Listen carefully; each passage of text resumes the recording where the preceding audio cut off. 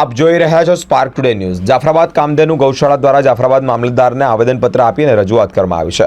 જાફરાબાદ કામધેનુ ગૌશાળા દ્વારા આવેદનપત્ર આપી અને સરકાર દ્વારા ગૌમાતા માટે હાલ જે 30 જેવી રકમ છે તે ગૌપોષક માટે આપવામાં આવી રહી છે તે વધારીને 100 રૂપિયા કરવામાં આવી રહ્યા છે। વિશ્વ હિન્દુ પરિષદ, બજરંગ દળ, આરએસએસના કાર્યકર્તાઓ, વેપારીઓ, આગેવાનો, હિન્દુ સમાજના લોકો દ્વારા જાફરાબાદ મામલતદારને આવેદનપત્ર આપી 30 રૂપિયાની જગ્યાએ 100 રૂપિયા ગૌપોષક ગૌમાતા માટે આપવામાં આવ્યું હોય તેવું જાણવા મળ્યું છે।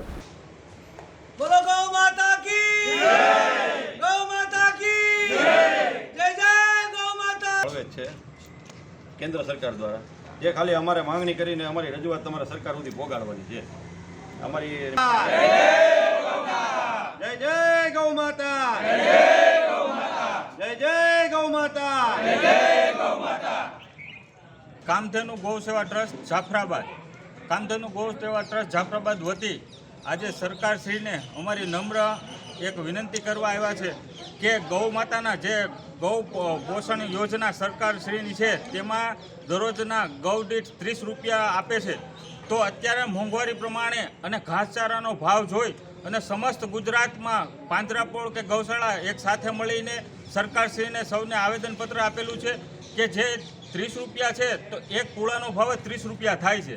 તો ગૌ માતા શું એક પૂળે ધરાય, માટે એક ગૌ માતા પાસે 100 રૂપિયા મિનિમમ જોઈએ।